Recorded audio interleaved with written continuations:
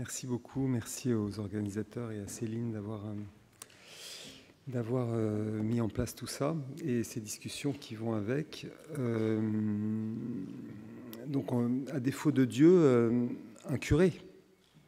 enfin, pas vraiment un curé d'ailleurs, mais un prêtre, même pas défroqué, à la différence de... Voilà, mais vous m'entendez mieux comme ça.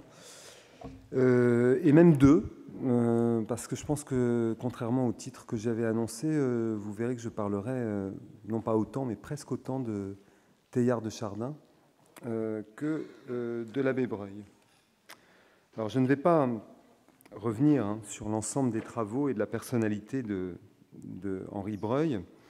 auxquels beaucoup de recherches ont déjà été consacrées depuis sa mort en 1961. Des recherches qu'il avait d'ailleurs initiées lui-même par une sorte de compulsion autobiographique de prêtre savant qui a multiplié les indices et les textes autour de sa propre vie. Encore de nos jours d'ailleurs, c'est un nom qui reste dans l'imaginaire collectif, le souvenir de celui qu'on surnommait le pape de la préhistoire. Dans la culture de l'honnête homme, on se rappelle donc son rôle fondamental dans la reconnaissance de l'authenticité de l'art pariétal paléolithique en 1901-1902. On a aussi en mémoire, je pense, ou en mémoire visuelle, les innombrables relevés et copies qu'il a produits avec, il faut dire, une acuité visuelle hors du commun, en France, en Europe et à travers le monde, notamment en Afrique australe. On se souvient plus de cela que de ses propositions de division chronologique de la préhistoire, du paléolithique en particulier, ou de ses travaux d'analyse stratigraphique ou de géologie qui sont largement oubliés. Alors, ce travail va être plutôt pour moi l'occasion, tout simplement, au début, avant de ne pas parler de Breuil, finalement, de ne pas parler complètement de Breuil, de rendre hommage à tous ceux qui en ont parlé mieux et plus que moi, historiens, préhistoriens, qui ont arpenté donc un labyrinthe de fonds d'archives répartis dans différents sites parisiens et américains. Je pense à Claudine Cohen, à Oscar Moreau-Abadia, à Noël Couaille, Gilles Gaucher, Jean-Loïc Lequelec, François Bon, Romain Pigeot, Yann Potin, Nathalie Richard, Marc Grönen en Belgique, et tout particulièrement à Arnaud Hurel, qui a rédigé une monumentale biographie de l'abbé en 2011. Je m'appuierai d'ailleurs beaucoup sur son texte. C'est aussi l'occasion de remarquer plus généralement, les noms que je viens d'énumérer en sont la preuve, la vitalité étonnante des enquêtes sur l'histoire de la préhistoire, vitalité qui se vérifie depuis la naissance de cette dernière en tant que champ du savoir dans la seconde moitié du XIXe siècle. Une sorte d'énergie introspective qui est l'indice à la fois des questions épistémologiques fondamentales posées par la nouvelle discipline et des conflits idéologiques qui n'ont cessé de la traverser, qui la traversent toujours, et qui l'ont donc poussée, qui la poussent toujours, à l'auto-analyse. En m'appuyant donc sur ces acquis historiographiques, je me concentrerai, comme le veut notre colloque, sur la tonalité spécifique du rapport au religieux que Breuil a apporté avec lui au Collège de France. Je me demanderai donc dans quel contexte social et personnel ce substrat métaphysique de son activité de savant s'est constitué. Comment a-t-il pu trouver sa place au sein du Collège de France? Dans quelle mesure et selon quelle modalité il s'y est exprimé et a évolué au fil du temps? Et vous verrez, comme je l'ai déjà annoncé, que la réponse à ces questions, ou au moins le développement de ces questions, passe par une présence-absence, celle de Pierre Teilhard de Chardin. Sans que l'illustre paléontologue jésuite ait jamais été intégré à l'institution, sa personne et sa pensée ont exercé une influence majeure sur l'articulation au Collège de France entre le discours savant sur les origines et le problème de Dieu. En prononçant cette expression, je reprends un titre d'Édouard Leroy, successeur de Bergson au Collège, on en a déjà fait mention à quelques reprises, et ami à parts égales de Breuil et de Teilhard. Sur la question de Dieu, en fait, si on va jusqu'au bout, en lien avec la préhistoire en tout cas, on pourrait dire en forçant un peu le trait, vous verrez même que j'essaierai de renverser ce trait in fine, la présence de Breuil s'apparente à une absence, ou du moins à une abstention, tandis que l'absence réelle de Teilhard revient en fait à une présence puissamment efficiente de cette problématique de la pensée sur Dieu. Alors, la création d'une chaire de préhistoire, donc le 20 janvier 1929, et son attribution à l'abbé Breuil, le 14 avril de la même année, doivent être replacés donc dans un contexte au sein duquel, de toute façon, les débats religieux ont toujours joué un rôle majeur. Pas forcément évident, hein, la préhistoire peut être très loin de la question religieuse, elle ne l'était pas. Ils l'ont d'abord fait pour des raisons structurelles, d'un point de vue épistémologique, donc, dans la pensée sur le rapport au temps. C'est moins, en effet, il me semble, par une extension raisonnée de la chronologie historique que par le brouillage de la pensée de la temporalité, que l'idée de préhistoire emporte par nature avec elle un rapport dialectique au religieux. Avant toute enquête archéologique, enquêtes qui vont se développer au cours du XIXe siècle, l'ouverture de la question des origines et des sens métaphysiques, c'est un lieu commun de le dire, et elle en conserve toujours la marque, faisant porter l'accent, comme l'écrivait déjà Buffon au XVIIIe, donc sur le sombre abîme du temps. C'est une expression qu'on redit sans fin en la lui attribuant, sur cette nuit du temps qui échappe ainsi à l'emprise du regard objectif. L'abyssalité, donc, du temps préhistorique échappe a priori au décompte et restaure en quelque sorte la pureté anhistorique du temps des origines. Le mot même de préhistoire le dit, avec un préfixe où la valeur privative le dispute à la valeur temporelle. On comprend ainsi l'attraction de nombre d'esprits au XIXe siècle portés à la spéculation sur les origines, vers cette faille structurellement ouverte par le criticisme moderne lui-même dans les perspectives bien ordonnées de la science positive. D'un autre côté, cependant, la démarche préhistorienne en tant que telle inscrit cette abyssalité du temps dans des procédures de part en part matérielles. C'est en le matérialisant radicalement que la préhistoire en tant que démarche, regard moderne porté sur le réel archéologique, rend le temps long abyssal. Elle ne le transforme pas seulement d'une profondeur mesurable en un abîme incommensurable, au plan métaphysique commun, disons, mais elle identifie cette incommensurabilité à une épaisseur qu'il faudrait plutôt dire impénétrable qu'incommensurable, dans la matière archéologique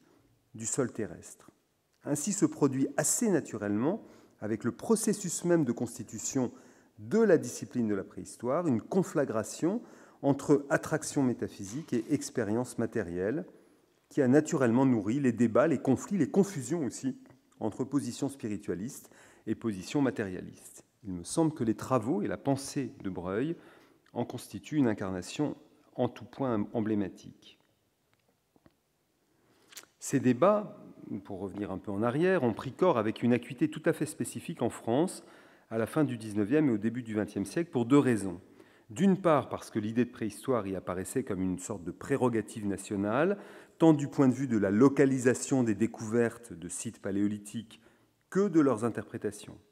D'autre part, on l'a déjà maintes fois dit, parce que les enjeux de la distinction entre science et religion y ont atteint un degré tout particulier d'intensité politique. Du côté de l'Église, la situation est caractérisée à la fin du XIXe par la vigueur des vocations pour l'étude de la préhistoire et par les encouragements qu'elles ont reçus dans le milieu pédagogique du séminaire d'Issy-les-Moulineaux et du centre de formation des jeunes prêtres au Carme, en particulier à travers l'action de l'abbé Jean Guibert, esprit acquis à un évolutionnisme transformiste, auteur de multiples ouvrages, mais entre autres en 1896, donc d'un ouvrage maintes fois réédité sur les origines de la vie, de l'homme et de la culture, dont le jeune Breuil a assuré une mise à jour partielle en 1898.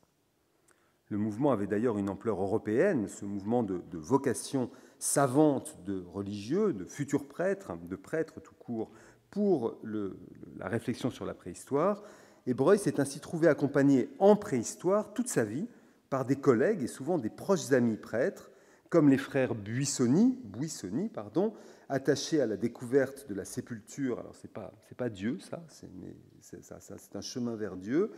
La sépulture des Néandertaliens de la Chapelle aux Saints, bien nommée, en août 1908, ou surtout comme l'allemand, plus tard naturalisé espagnol, Hugo Obermayr, co-découvreur exactement au même moment, en 1908, de la célébrissime figure féminine paléolithique de Willendorf. En 1911, le périodique La Raison catholique pouvait ainsi se féliciter, je cite, que la science de l'homme préhistorique fût maintenant devenue presque une spécialité du clergé.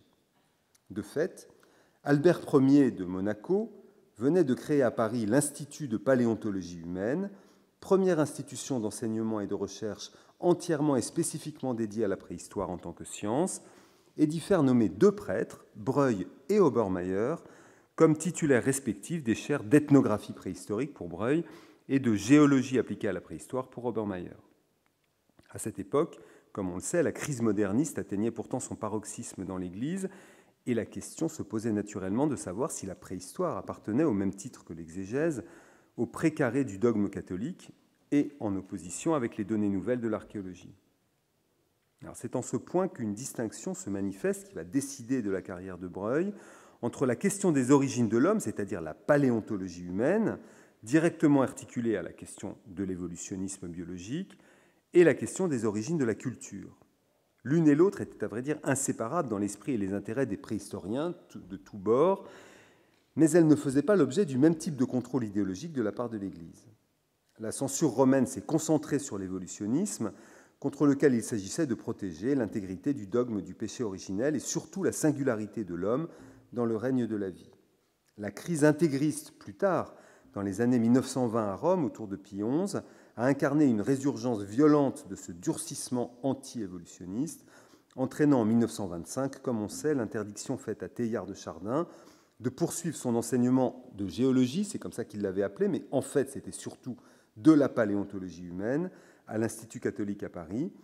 a entraîné également son interdiction de publier autre chose que de stricts comptes rendus de fouilles, et finalement son éloignement en Chine en 1926. Inversement, les questions culturelles, tant dans leur contenu que dans leur extension chronologique, n'ont jamais vraiment cristallisé les résistances romaines de la même manière. Ce net contraste entre la crispation de l'Église institutionnelle en matière de paléontologie et sa relative indifférence à l'égard des industries et des représentations symboliques du Paléolithique explique certainement en partie le choix prudent de Breuil de concentrer la quasi-totalité de ses travaux sur l'analyse des manifestations culturelles, quand bien même l'évolutionnisme biologique de l'espèce humaine n'a cessé de le mobiliser intellectuellement, à l'instar de tous ses collègues, et en dialogue étroit avec des paléontologues comme Marcellin Boule, directeur de l'Institut de paléontologie humaine, où lui-même était professeur. De fait, c'est à la suggestion même de Breuil, suggestion habile entre toutes, que la 3e chaire de professeur à l'IPH, consacrée à l'anthropologie préhistorique, c'est-à-dire en fait à de la paléontologie stricto sensu, a été attribuée au docteur donc René Verneau, alors directeur du musée d'ethnographie du Trocadéro, surtout anthropologue matérialiste, qui se décrivait lui-même, comme vous le voyez, comme ayant la phobie du prêtre. Comme l'a montré Arnaud Hurel, cela n'a pas empêché l'Institut, donc l'IPH, institution privée financée par la Fondation Albert Ier et dominée de fait par 2 clercs catholiques de renommée déjà internationale, de susciter de violentes attaques de la part des préhistoriens laïcs. Ces oppositions, donc en 1910-1911, sont la suite logique d'un engagement précoce des militants d'une science laïque dans les études de préhistoire, exactement symétriquement de l'engagement de leurs ennemis cléricaux. Cet engagement s'est fait sur un plan à la fois idéologique et méthodologique. En France particulièrement, le premier artisan d'une institutionnalisation de la discipline, Gabriel de Mortillet, a incarné cette lutte idéologique dès les années 1870 en défendant la vision d'un art paléolithique détaché de toute préoccupation symbolique ou a fortiori religieuse, un art fondé sur le pur plaisir créatif, ce qui revenait à reléguer le plan divin au rang de simple construction culturelle, tardive de surcroît, et forgée à des fins d'aliénation sociale des individus. On sait que cette position anti-religieuse, c'est elle qui a motivé le veto longtemps opposé par Mortillet et par ses soutiens à l'authentification des grottes ornées paléolithiques, en dépit de la découverte d'Altamira dès 1879, mais du fait que ces découvertes, si on les authentifiait, ne pouvaient pas ne pas signifier un lien nécessaire entre création artistique et intention rituelle et ou religieuse et ou magique. Cette authentification a été permise par les efforts conjoints de découvreurs de terrain, progressivement à la fin du XIXe siècle, et d'interprètes, parmi lesquels Breuil, comme on le sait, a joué un rôle de premier plan, à la fois comme découvreur lui-même, comme dessinateur et comme analyste, s'imposant donc avec une autorité inégalée au sein de ce mouvement qui désormais exigeait d'associer l'existence de l'art et celle de préoccupations spirituelles, ou du moins d'une valeur magique, comme il l'écrit à la fin du texte cité, dans les sociétés paléolithiques. Cela dit, l'enjeu du matérialisme laïque en préhistoire n'était pas seulement idéologique. Sur un plan méthodologique également, il s'agissait d'imposer une analyse strictement matérielle des objets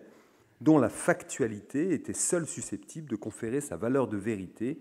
à la démarche du préhistorien. De ce point de vue, Breuil, et j'y reviendrai pour conclure, a toujours ressenti une certaine fascination pour ce rigorisme méthodologique qui identifie la vérité au fait et le fait à la matérialité,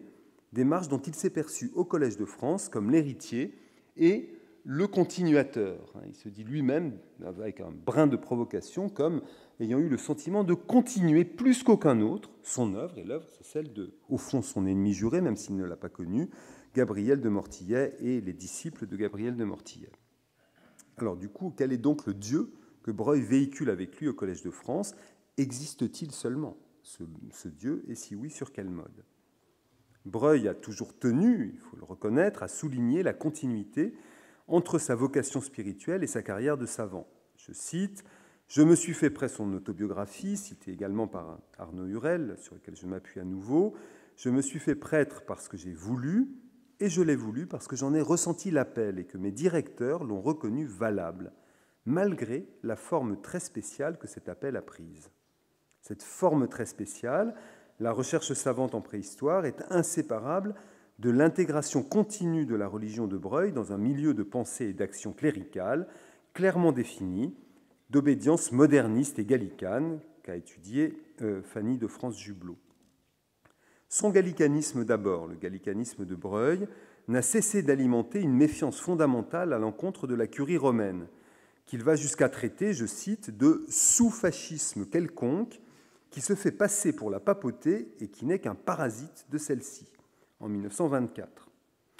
Lecteur de Lamennais, au sortir de la Première Guerre mondiale, il oppose à l'inadaptation de son Église, une irrépressible puissance révolutionnaire, fût-elle violente et anticléricale comme la révolution bolchevique. Vous le voyez, ce n'est pas d'eux, les chefs de Rome ou de Paris, que viendra l'évangile des temps nouveaux. Malgré les horreurs du début, probablement les bolcheviks en sont plus près. Eux cherchent, eux déblaient des mines pour construire. Quant à son modernisme, il se concentre sur la question de l'évolution. C'est ce qui le conduit en privé à considérer le récit de la Genèse comme, je cite, une cosmogonie poético-philosophique et à inclure tout le paléolithique dans les versets consacrés à Adam et Ève, ce qui lui donne évidemment toute liberté de développer ses propres interprétations à partir de là. Ce faisant, il s'inscrit, à vrai dire, dans une longue histoire de l'adaptation du récit biblique à la pensée sur la préhistoire, qui remonte aux géologues du début du XIXe siècle, comme le révérend William Buckland, par exemple, premier titulaire de la chaire de géologie à l'université d'Oxford, qui assignait à la Genèse, dès 1836, une valeur abstraite, vous le voyez aussi, et non factuelle. Cela dit, c'est plus directement dans la pensée de Teilhard de Chardin, rencontré dès 1908 dans le laboratoire de paléontologie de Marcellin Boule au Muséum, que Breuil a puisé les principes de son évolutionnisme spiritualiste. Il l'a fait à partir de la lecture des textes diffusés par son ami Adusum Privatum, parce que Teilhard ne pouvait pas publier ses textes. Il l'a fait aussi à partir des rencontres fréquentes entre les deux hommes, lorsqu'ils se trouvaient ensemble à Paris, ou surtout de leurs voyages communs dans les grottes des Pyrénées au cours des années 20, en Éthiopie et en Abyssinie en 1933, en Chine en 1935. Enfin, il l'a fait à partir de leur correspondance. Dans celle-ci, au-delà des discussions parfois très tendues sur le degré de culture technique, dans le détail dans lequel je ne rentre pas, du synanthrope que Teilhard de Chardin avait contribué à mettre au jour sur le site de Choukoutienne, dans cette correspondance donc, ressort surtout la marque de convictions spirituelles et philosophiques partagées, celle des grands changements religieux et moraux, je cite toujours Teilhard, dont nous avons si souvent parlé ensemble, comme lui écrit Teilhard en 1940, celle d'une possible infusion du christianisme dans, je cite, les larges perspectives cosmogoniques élaborées par les anciens bouddhistes, ou encore la reconnaissance de leur appartenance commune à, je cite toujours la citation, je la montrerai un peu plus loin, l'école catholique antifixiste, à tous les sens du mot. Sentiment d'appartenance globale, donc, renforcé par la menace constante de la crise intégriste et de l'ignorance des censeurs romains. Pour autant, Breuil n'a jamais développé publiquement ses convictions, tout à fait à l'opposé de Teilhard. Politiquement, l'immense tristesse éprouvée à la fin de la Première Guerre mondiale l'a plutôt conduit à se replier dans le travail de terrain pour oublier, dit-il, heureusement que j'ai mes cavernes et mes travaux, repli qui s'est toujours vérifié par la suite, même si sous l'occupation, tout en acceptant Pétain et en accusant Laval, il s'est dressé avec véhémence contre l'antisémitisme de Vichy, dans lequel il voyait, je cite, de la pure persécution religieuse. Il a écrit ça au maréchal Pétain lui-même, et puis en fait, il a remis la lettre, et la lettre qu'il avait donnée pour qu'elle soit remise à Pétain n'a jamais été remise au maréchal, tant mieux sans doute pour Breuil, qui en aurait subi les conséquences. Philosophiquement, par ailleurs, il a toujours pris grand soin, contrairement à Teilhard, de présenter l'idée évolutionniste comme une méthode, un outil de découverte et d'analyse, auquel demeurait inaccessible le plan ontologique, celui, je cite, des choses invisibles qui sont à la racine de tout ce qui est et vit. Il a tenu à le souligner donc dans sa leçon inaugurale, comme vous le voyez ici. Cette prudence idéologique, l'absence quasi totale de considérations métaphysiques ou a fortiori théologiques dans ses prises de parole publiques, ne procède pas seulement d'une stratégie de survie au regard de la censure romaine, mais d'une inclination personnelle profonde pour l'expérience concrète plutôt que pour la spéculation, tendance qu'il a identifiée dès ses premières années de formation, on est dans les années 1893-1896, où il écrit « J'ai toujours éprouvé grande difficulté à demeurer longtemps de suite à réfléchir sur des sujets spirituels, car j'ai trop peu de sentimentalité. » Cet attachement au plan de l'immanence, cette revendication obstinée de licet nunc, sont aussi ce qui l'opposait à ses propres yeux le plus clairement aux intuitions mystiques, c'est le terme qui revient sans fin dans la correspondance avec Teilhard, ou prophétiques également de Teilhard. Teilhard croit voir de l'autre côté de la montagne. Moi, je ne vois que de ce côté, parce que je vois là où je suis. Mais Breuil ne s'en est pas moins constamment placé aux côtés de son ami. Il l'a averti des dangers qui le menaçaient à Rome. Il l'a défendu en rédigeant à Altamira en 1925, avec Hugo Obermayr et Henri Bégoin, une défense et illustration du bien-fondé de la pensée de Teilhard à l'adresse du pape. Il a également acquis à Teilhard de nouveaux soutiens dans le monde savant, comme celui de Paul Rivet, auquel il a communiqué une note sur le progrès de Teilhard en 1920, ou surtout, comme le philosophe catholique Édouard Leroy, disciple et successeur de Bergson, je l'ai déjà dit, que Breuil avait rencontré dans le cercle lazariste de Fernand Portal et auprès duquel il a introduit Teilhard en 1921. La même année 1921, Leroy intégrait pleinement, il était suppléant auparavant, le Collège de France à la chaire de philosophie moderne où il allait littéralement faire fusionner sa pensée avec celle de Teilhard de Chardin. Il allait par ailleurs être la cheville ouvrière de la création de la chaire de préhistoire pour Breuil en 1929. Lorsque Breuil est élu, donc, la voix de Teilhard est déjà installée au Collège de France depuis plusieurs années, même si, personnellement, ce dernier est réduit au silence. Selon ses propres termes, les termes de Teilhard, en effet, Édouard Leroy, je cite, lui a fourni une merveilleuse tribune, en relayant dans ses cours la substance, je cite toujours, des exercices spirituels que les deux hommes pratiquaient sous forme de dialogue philosophique hebdomadaire tous les mercredis depuis 1921, en tout cas jusqu'en 1926, avec une interruption en 23-24, premier séjour de Teilhard en Chine, et puis 1926, il part cette fois-ci beaucoup plus longuement en Chine. C'est là notamment, donc, dans ces exercices, qu'ont été systématiquement élaborées les notions teilhardiennes d'hominisation, de phénomène humain et de noosphère, la quatrième des propriétés expérimentales de l'humanité qui, selon Teilhard, devait faire converger le monde en une sorte de milieu divin universel de nature christologique. Dans ses cours de 1927-28 en particulier, rassemblés sous forme de livres la même année 28, Leroy reprend explicitement un texte manuscrit de Teilhard, l'Hominisation, de mai 1925, en annonçant lui-même que les deux textes sont indémêlables et que son intention principale est de faire connaître la pensée du paléontologue, en endossant quant à lui l'habit de simple rapporteur. La censure romaine n'a cessé, à vrai dire, d'être éveillée à cet égard et de s'exercer à l'encontre de ces expressions effectives ou des expressions possibles du spiritualisme théillardien dans l'enceinte du collège. En 1931, comme on sait, les textes majeurs de Leroy, et partant à travers eux la pensée même de Teilhard, ont été mis à l'index. En 1947, Teilhard en personne a reçu du général des Jésuites l'ordre amical, je cite, de ne pas faire campagne pour la chaire de préhistoire laissée vacante par le départ de Breuil à la retraite.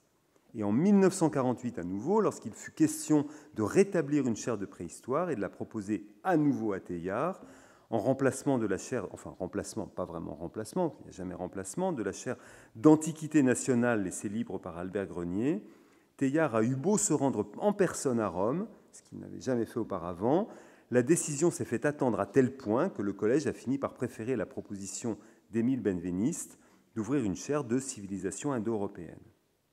Il se peut que cette décision de l'Assemblée ait aussi résulté d'un agacement, voire d'une méfiance, à l'encontre de ce que son ami jésuite René Douins a nommé le, je cite, « mystère de l'obéissance dans la vie du père Teilhard de Chardin », et qui faisait déjà dire à Paul Rivet en 1946, je cite toujours, qu'il ne voterait plus pour lui, pour Teilhard, s'il était candidat à une charge publique, parce qu'il m'est impossible d'admettre qu'un homme de science obéisse à des injonctions qui lui sont données par des sots et par des ignorants. Il n'en reste pas moins que diverses inflexions de l'esprit teilhardien n'ont cessé d'exister dans l'enceinte du collège par le biais d'amis et d'admirateurs. L'évolutionnisme philosophique, chez Leroy, à partir de 1921, la préhistoire tout simplement, et le processus d'hominisation, par Breuil à partir de 1929, l'expérience mystique chez Jean Barouzy, qui fréquentait également Teilhard, à partir de 1933, ou encore la définition non mécaniste des critères de la vie chez quelqu'un comme Étienne Michel, titulaire de la chaire d'aérolocomotion mécanique et biologique à partir de 1939 et fervent soutien de Teilhard en 1948, au même titre que l'administrateur général Faral. Breuil, de son côté, n'a pas eu à subir ce type de rejet ou de suspicion. À la fin des années 20, le milieu savant n'était plus polarisé contre l'intrusion cléricale en préhistoire, comme il pouvait l'être autour de 1905. Parallèlement, l'Église, si elle avait durci sa position contre la notion d'hominisation, ne se mobilisait pas aussi nettement contre la haute antiquité des phénomènes culturels en archéologie préhistorique. Ni l'ouverture d'une chaire de préhistoire, ni son attribution à un prêtre n'ont donc suscité, il me semble en tout cas, de violents débats d'un côté ou de l'autre. Défendu par le roi pour remplacer une chaire de numismatique, une chaire de numismatique rendue libre par le décès de Théodore Reynac, le principe de la chaire de préhistoire a été adopté par 22 voix contre 10 à une chaire d'histoire moderne, qui était prévue pour Lucien Febvre, et 7 à une chaire d'orientalisme. C'est l'occasion pour le roi de mesurer la suprématie incontestée de Breuil, qui, par sa renommée médiatique internationale, écarte toute possibilité sérieuse de compétition, alors qu'une dizaine d'années auparavant, on pouvait encore parler d'offrir une chaire analogue au sein du collège à un préhistorien matérialiste comme Adrien de Mortillet, le fils de Gabriel de Mortillet, et vieil ennemi juré même de Breuil. Parmi les arguments en faveur de l'abbé figurait, outre son aura personnelle, le lien avec l'Institut de paléontologie humaine, dans l'enceinte duquel Breuil a du reste toujours professé un de ses 2 cours du Collège de France. Il figurait également la valeur expérimentale et patrimoniale de, je cite le roi, la masse énorme de matériaux, dessins et objets accumulés par le chercheur au cours de ses voyages. En lien avec l'IPH, donc, le Collège de France se positionnait ainsi comme un centre de ressources intellectuelles et matérielles majeures pour la préhistoire au niveau mondial. Mais le roi prenait aussi soin de mettre en avant la puissance de libre et judicieuse critique de Breuil dans... alors, je me remets un peu en arrière parce que ce n'est pas ça que je voulais vous montrer, donc peu importe. La puissance de libre et judicieuse critique de Breuil dans le domaine des idées, autrement dit son indépendance de savant par rapport aux dogmes religieux. De fait, Si, c'est parce que je ne suis pas allé assez vite, c'est ça, j'aurais voulu vous montrer ça, et puis voilà, vous voyez, je saute quelque chose. Voilà, cette puissance de libre et judicieuse critique dont il a fait preuve dans le domaine des idées. De fait, si le pape de la préhistoire a pu faire jouer médiatiquement son statut d'homme d'église pour rehausser le prestige symbolique de la discipline de la préhistoire, il n'a apporté, du moins dans son discours explicite, aucun dieu avec lui.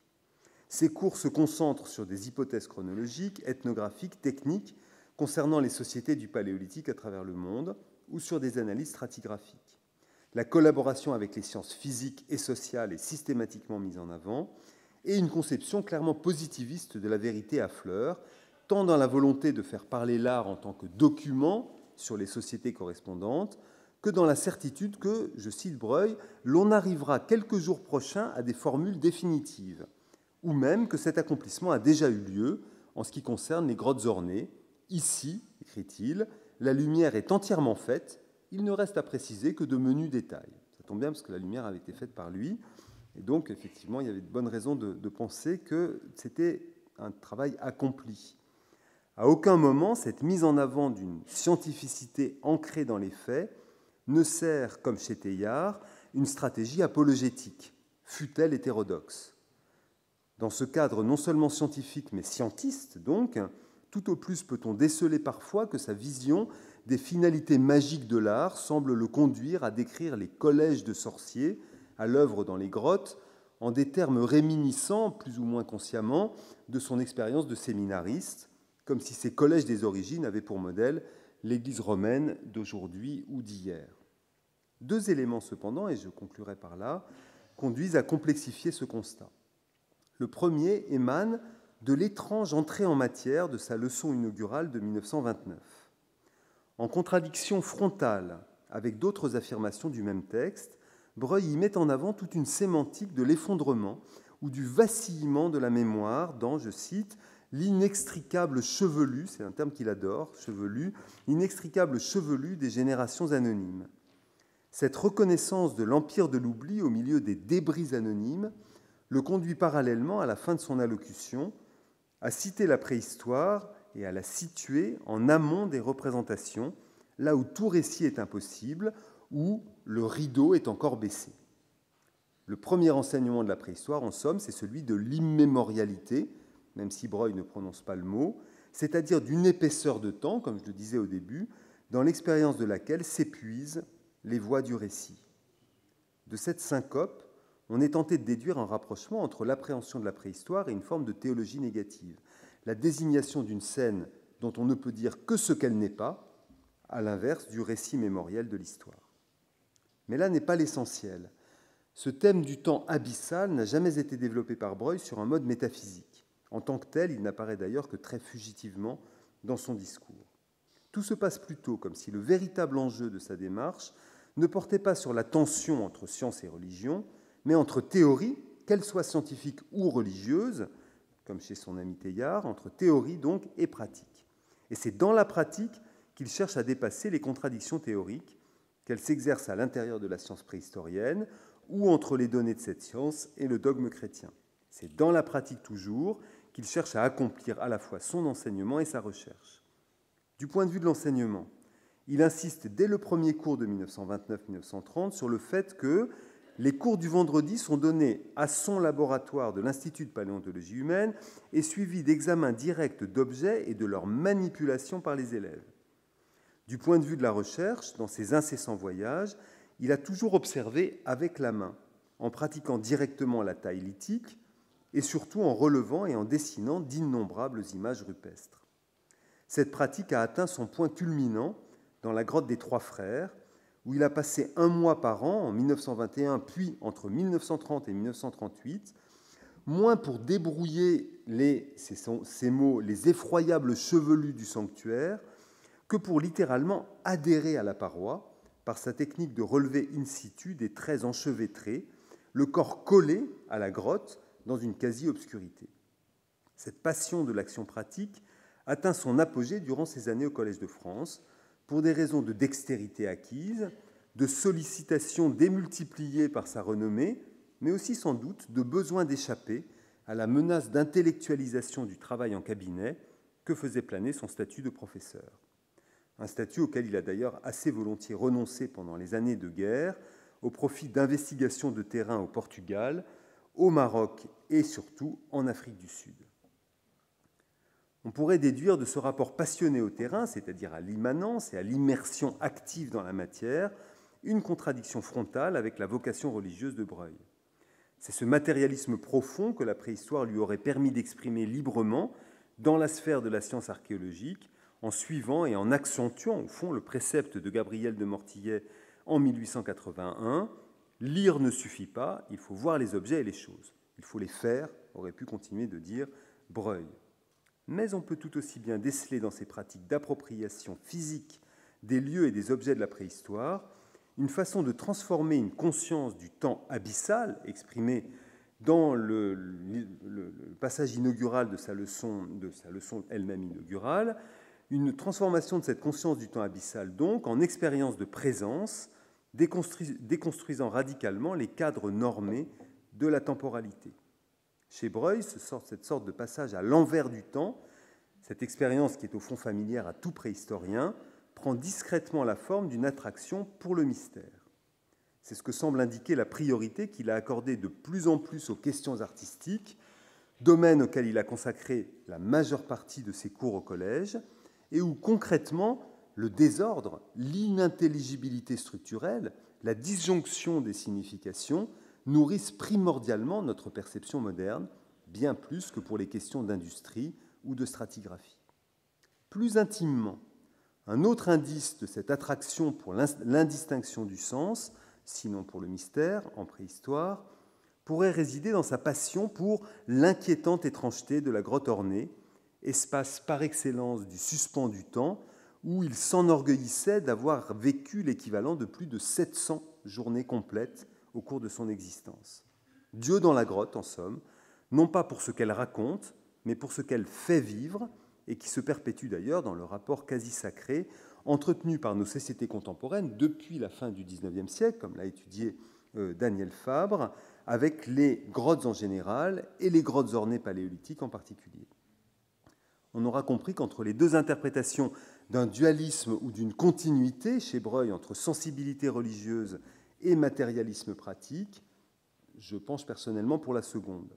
Ce qui devrait d'ailleurs me conduire à modifier, voire à inverser mon hypothèse de départ d'une absence de Dieu véhiculée par le prêtre Breuil au Collège de France. Cela dit, les documents ne sont pas de mon côté. Raisonnablement, au regard de ce qui nous reste aujourd'hui, je ne pense pas qu'on puisse faire autre chose que de laisser agnostiquement, finalement, ouvert le choix entre ces deux hypothèses. Et je vous remercie.